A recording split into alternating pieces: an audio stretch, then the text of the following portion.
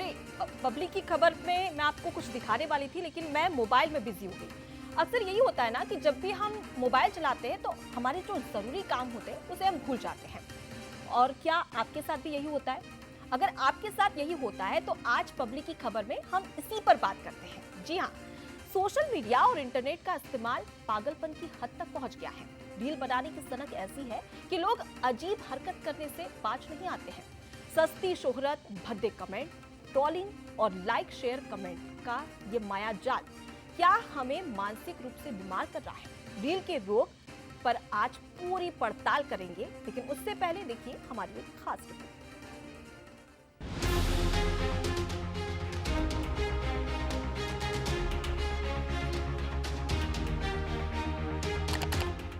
Reels, memes, like, share, comments, emoji. Social media के चक्रव्यूह में आज का युवा अभिमन्यु की तरह फंसता जा रहा है। रील्स देखने वाले का समय फोन पर उंगलियां चलाते और स्क्रीन पर आंख गड़ाए कब गुजर जाता है पता नहीं चलता। तो रील्स बनाने की बीमारी किसी सनक या पागलपन में तब्दील होती जा रही है। इंटरनेट पर इस लड़की का वीडियो वायरल हो रहा है जिसमें वो अस्पताल में डांस करती दिख रही है। पर सबसे हैरान करने वाली बात तो ये थी कि उसकी बीमार माँ बेड पर लेटी थी, पर वो सब कुछ भूलकर थिरकने में मशगूल थी। रील का रोग सिर्फ शहर नहीं, गांव और कस्बों तक वायरल हो चुका है। अब इस लड़के की सनक को देखिए। कुछ व्यूज, लाइक्स और कमेंट्स के लिए ये लड़का अपनी जान को भी खतरे में डाल रहा है। हरी और लाल मिर्ची, नमक, हल्दी खाते हुए इसकी आंखों से आंसू गिर रहे हैं, पर तब भी ये लगा हुआ है। रील के रोग में कुछ लोग अपनी जान को भी खतरे में डाल रहे हैं। मसलन इस महिला को देखिए। पहाड़ी पर वीडियो शूट करते करते अचानक ये फिसल जाती है और गहरी खाई में गिरने लगती है। गनीमत रही कि समय रहते उसकी जान बच गई।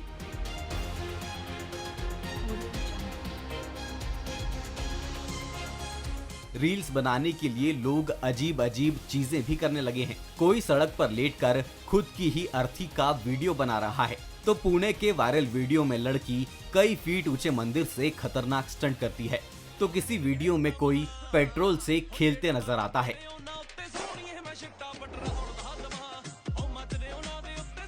इसी तरह पाकिस्तान के एक जनाब पालतू शेर के मुंह में हाथ डाल रहे हैं। इंटरनेट पर पुनीत सुपरस्टार के नाम से जाने जाने वाले इस शख्स की हरकतें तो ऐसी है कि हम शब्दों में बयां नहीं कर सकते। इंटरनेट का नशा कैसे यूथ के लिए मॉडर्न मुसीबत बनता जा रहा है, ये खुद मनोवैज्ञानिक से समझिए।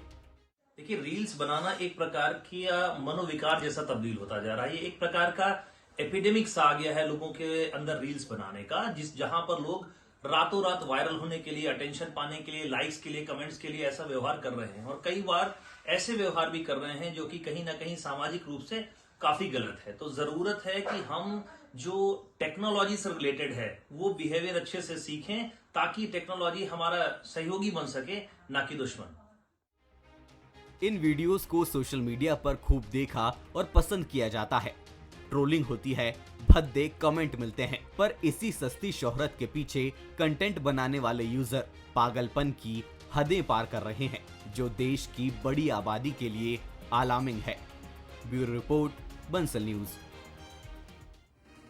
देखिए, वो कहा जाता है ना कि the life is more important then your likes, यानी कि आपके लाइक से ज्यादा जरूरी आपका जीवन है। आपका जीवन अनमोल है जिसका कोई मोल नहीं है। लेकिन लोग अब रील और रियल में बिल्कुल भी फर्क नहीं समझ रहे, और इसलिए तो अपनी जान को दांव पर लगाकर चंद लाइक्स और व्यूज के चक्कर में अपनी जान और अपनी हेल्थ के साथ में खिलवाड़ कर रहे हैं। आखिर ये क्या एक मनोविकार है? इस पर ज्यादा चर्चा के लिए आज हमारे साथ में मनोवैज्ञानिक डॉक्टर सत्यकांत त्रिवेदी जी जुड़े हुए हैं, उनसे बातचीत करते हैं। तो चिकित्सक हमारे साथ में जुड़ गए। सर, बहुत बहुत स्वागत करती हूं मैं आपका बंसल न्यूज पर। और डॉक्टर सत्यकांत, सबसे पहले तो मैं आपसे ये जानना चाहूंगी कि जो रील का खुमार लोगों के सिर चढ़कर बोल रहा है, इसे क्या एक मनोविकार कहा जा सकता है? देखिए, कोई भी इमोशंस, कोई भी घटना, कोई भी व्यवहार अगर हमारी पर्सनल लाइफ को, सोशल लाइफ को प्रभावित कर रहा है, जो सामाजिक नियम है उनको लांघ रहा है, तो ये मनोविकार की श्रेणी में निश्चित तौर पर रखा जा सकता है। जी। आप देखिए कि लोग लाइक और कमेंट पाने के लिए किसी भी हद तक जा रहे हैं, और इसका एक प्रॉपर मनोविज्ञान है। तुरंत वायरल होने की जो टेंडेंसी है उसमें एक अलग टाइप का एक किक मिलता है। ब्रेन का जो हमारा रिवॉर्ड सेंटर है उसमें कुछ ऐसे केमिकल रिलीज होते हैं जिससे हमें फील गुड फैक्टर होता है।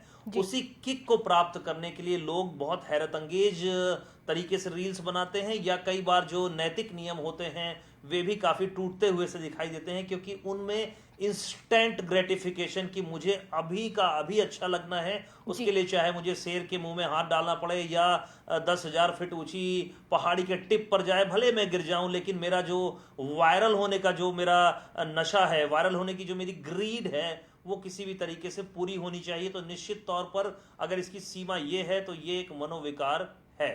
जी, लेकिन त्रिवेदी जी अगर हम देखें तो सुबह से लेकर शाम तक तमाम जो ऐसे युवा है जो कि सिर्फ फोन पर ही समय बिताते हैं, और कई बार ये कहा जाता है कि सोने से पहले भी 2-3 घंटे लगातार वो फोन चलाते हैं, रील्स देखते हैं। तो ऐसे में ये भी कहा जा सकता है कि क्या उनके मस्तिष्क पर या फिर उनकी मेमोरी पावर पर भी इसका फर्क पड़ सकता है? निश्चित तौर पर देखिए, ये इसका जो मनोविज्ञान है वो इसी पर आधारित है कि इसको जितना शॉर्ट ड्यूरेशन का हम रखेंगे वो उतने ही हम अगर शराब से तुलना करें एक छोटे शॉट की तरह काम करेगा और ज्यादा किक मिलेगा।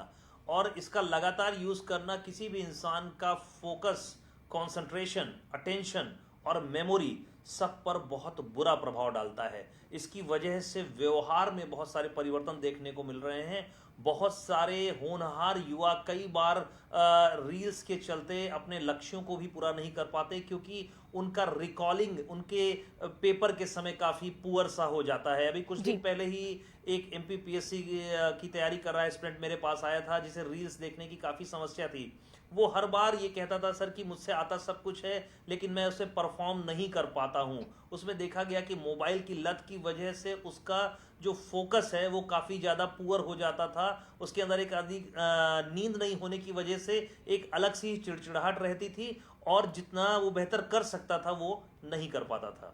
जी बिल्कुल त्रिवेदी जी, और एक और बड़ी बात ये भी है कि तमाम जो युवा है वो रील्स बनाते हैं और उसके बाद में उसी रील्स को घंटों तक देखते हैं। यानी कि एक बीमारी से कही जा सकती है कि 2-2, 3-3 घंटे आप फोन पर बिता रहे हैं और आपको समय का पता ही नहीं चल पा रहा है कि 3-4 घंटे आप रील्स देख चुके हैं। अब ऐसे में इससे कैसे बचा जा सके, इसके लिए क्या प्रयास? देखिए, हर व्यक्ति को, जो भी लोग मुझे सुन रहे हैं बंसल न्यूज़ में, अपने सोशल मीडिया यूज़ की या टेक्नोलॉजी के यूज़ की एक सीमा डिसाइड करनी होगी। मुझे अपनी एक हद बनानी होगी कि ये मेरी लक्ष्मण रेखा है, इस रेखा को मैं क्रॉस नहीं करूँगा। साथ ही साथ मैं सोशल मीडिया का यूज़ क्यों कर रहा हूँ, टेक्नोलॉजी का यूज़ मैं क्यों कर रहा हूँ, उसमें मेरी प्राथमिकताएं क्या हैं, उनको समझना भी बेहद आवश्यक है। इसे हमारी भाषा में हेल्दी यूज ऑफ टेक्नोलॉजी कहते हैं, ताकि हम उसका यूज जो है अपने विकास के लिए कर सकें, ना कि बर्बादी के लिए। जी, और एक और शब्द आया है ये पॉपकॉर्न ब्रेन, जिसमें युवा अलग अलग वीडियोस देखते हैं। अगर इमोशन वाली वीडियोस देखते हैं तो अलग ही परेशान हो जाते हैं, रोने लगते हैं, या फिर कभी खुश होने वाली वीडियो देखते हैं तो एक्साइटेड हो जाते हैं। तो इन सिम्टम्स को कैसे समझा जाए? ये सिम्टम्स भी आप मान के चलिए कि गंभीर मनोविकृति की शुरुआत हो जाती है। समस्या जो मोबाइल या रील्स का नशा है उसमें ये है कि ये समहाउ समाज में एक्सेप्टेबल है। यहाँ पर आपको कोई समझाने, बताने, रोकने वाला नहीं है, क्योंकि वो व्यक्ति भी उसी में लीन है। इसकी वजह से इसका एक्सटेंट बहुत ज्यादा खतरनाक होता है। ब्रेन के जो गंभीर डिसऑर्डर्स हैं, जहां पर विचार शून्यता आ जाना, सोचने समझने की जो शक्ति है वो प्रभावित होने लगना, तार्किक क्षमता का प्रभाव समाप्त सा हो जाना, उनकी शुरुआत है, जिसे ब्रेन फॉग कोई कह रहा है, कोई पॉपकॉर्न ब्रेन कह रहा है। क्योंकि इसमें जो फोकस है वो पूरी तरीके से हमारा ऑलमोस्ट आप मान के चलिए जो नेचुरल सिस्टम है उससे काफी ज्यादा डेविएट हो जाता है, और साथ ही साथ उसकी डिपेंडेंसी उन्हीं पर होती चली जाती है। तो जितना ज्यादा हम इसका यूज करते हैं और ज्यादा उसी की ओर जाते हैं। तो मुझे ऐसा लगता है कि यहाँ पर जो मैंने आपसे पहले बात कही, एक हद का डिसाइड करना बेहद आवश्यक है। जी बिल्कुल। और कई बार ऐसा भी होता है कि हम खुद पर कंट्रोल करना भी भूल जाते हैं। अगर एक नोटिफिकेशन भी आया हमारे फोन में, तो भले ही हम कितना भी जरूरी काम क्यों ना कर रहे हो, लेकिन फट से देखते हैं कि आखिर नोटिफिकेशन क्या आया है और फिर घंटों फोन में बिताने लगते हैं। तो आखिर खुद पर कंट्रोल कैसे किया जाए, इसके लिए क्या प्रयास किए जा सकते हैं? क्योंकि तमाम ऐसे युवा है, सिर्फ युवा नहीं है, आजकल जो बड़े बुजुर्ग हैं वो भी फोन में ज्यादा समय बिता रहे हैं और खुद पर कंट्रोल नहीं कर पा रहे चाह के भी। देखिए, इसके लिए सबसे जो बेहतर तरीका है वो ये है कि आज मुझे अपना दिन कैसे बिताना है, उसमें एक लिमिट हमें सेट करनी होगी कि उदाहरण के लिए मुझे आज सोशल मीडिया का उपयोग आधे घंटे करना है, मुझे अपने दोस्तों से इतने बजे मिलना है, मुझे अपनी जो आउटडोर एक्टिविटीज़ हैं उनका मेरे पास क्या प्लान है, वो टहलना घूमना हो सकता है, कोई स्पोर्ट्स खेलना हो सकता है, या सिंपल वॉक करना हो सकता है। आउटडोर एक्टिविटीज का जरूर समावेश करना है। और आउटडोर एक्टिविटीज को भी बहुत सारे लोग टेक्नोलॉजी के यूज के साथ में कर रहे हैं। हमें ये करना है कि आउटडोर एक्टिविटीज के समय हमारे पास मोबाइल बिल्कुल नहीं रहे। मैंने डिसाइड कर लिया कि जो मेरे खाने पीने का समय है उसमें मेरे साथ में मोबाइल ना रहे। मेरा कोई मेहमान आया है, मैं घर में किसी से बात कर रहा हूं, वहां पर मोबाइल यूज नहीं करूं। तो ऐसे कुछ हमें तरीके अपनाने होंगे जो कि बहुत ही प्रैक्टिकल और तत्काल प्रभाव से लागू हो जाएंगे। और रात के लिए सबसे इंपॉर्टेंट ये है कि मैं अपने सोने के 3 से 4 घंटे पहले मोबाइल को ऑफ कर दूंगा या मैं टेक्नोलॉजी का यूज नहीं करूंगा। उसके चलते ये होता है कि हमारे ब्रेन को एक प्रॉपर रेस्ट मिल जाता है और ब्रेन को ये भी सिग्नल जाता है कि अब ये व्यक्ति को सुलाने वाले जो केमिकल्स हैं वो इसकी रिक्वायरमेंट है और वो टाइम पर सो पाता है और जो नींद है वो काफी गहरी आती है। और साथ ही साथ हमें ये डिसाइड करना है कि आप जब मोबाइल का यूज बहुत ज्यादा करेंगे तो आप अपने घर के दूसरे सदस्यों के लिए एक रोल मॉडल बन सकते हैं। एक व्यक्ति परेशान है कि उसका बच्चा बहुत ज्यादा मोबाइल यूज कर रहा है, वही व्यक्ति परेशान अपने माता पिता से कि वो लोग यूज कर रहे हैं। उसे ये नहीं समझ में आ रहा है कि आप ही अपने वृद्धजनों के और कनिष्ठ पीढ़ी दोनों के लिए एक मॉडल का काम कर रहे हैं। तो मुझे अपने प्राथमिकताएं, टाइम टेबल सब में एक फिक्सिटी लानी होगी कि मुझे इतनी देर टेक्नोलॉजी का यूज करना है और इतनी देर नहीं करना है। बिल्कुल। तो ये कहा जा सकता है कि तो आउटडोर एक्टिविटी को बढ़ावा देना है, आउटडोर एक्टिविटी करना है और उसके साथ ही जो अपने लोग हैं उनके साथ में बैठकर बातचीत करना है और ये डिसाइड करना है कि अब मुझे इतने ही घंटे फोन चलाना है पूरे दिन भर में। तो कहीं ना कहीं इस पर काबू भी पाया जा सकता है। फिलहाल के लिए बहुत शुक्रिया डॉक्टर त्रिवेदी हमसे बातचीत करने के लिए और तमाम जानकारी हम तक पहुंचाने के लिए। तो देखिए, हमने आपको बताया कि कैसे आप खुद पर कंट्रोल कर सकते हैं ताकि आप भी फोन का यूज कम कर सके।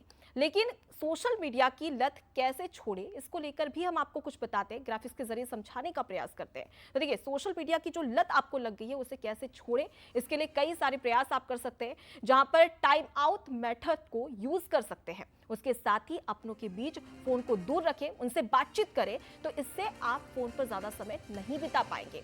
इसके साथ ही डेस्कटॉप पर सोशल मीडिया यूज करें, उसके साथ ही एप्स के नोटिफिकेशन ऑफ कर दें। अगर नोटिफिकेशन बार बार बजेगा तो आपका ध्यान फोन पर जाएगा और फिर आप फोकस नहीं कर पाएंगे, आपका जो जरूरी काम है उसे भी नहीं कर पाएंगे। खुद के साथ जरूर समय गुजारें, खुद से बात करें, मिरर के सामने देखें, इससे आप अपने आप को भी वक्त दे सकेंगे और मोबाइल की लत से थोड़ा सा दूर हो सकें।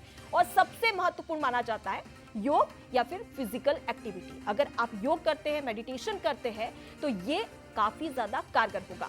दिमाग को शांत करने के उपाय करें, साथ ही सोते समय बेड से फोन को दूर रखें। कई बार हम देखते हैं कि रात में सोते समय हम फोन चलाते हैं और उसके बाद में बेड पर ही हमारे जस्ट सिर के साइड में ही फोन रख देते हैं और उसके बाद में हम सो जाते हैं, लेकिन ये भी हमारे लिए खतरनाक साबित हो सकता है। देखिए, तमाम ऐसे कारण तो हमने आपको बताया, उससे कैसे निजात दिलाई जा सके वो भी हमने आपको बताई है। तो इसके जरिए कहीं ना कहीं हम ये उम्मीद कर सकते हैं कि सोशल मीडिया का खुमार जिन युवाओं पर है, जिन बड़ों पर है, बुजुर्गों पर है या फिर ये कहे कि बच्चों पर है, वो इन तमाम तरीकों से राहत पा सकते हैं और फोन का यूज कम कर सकते हैं।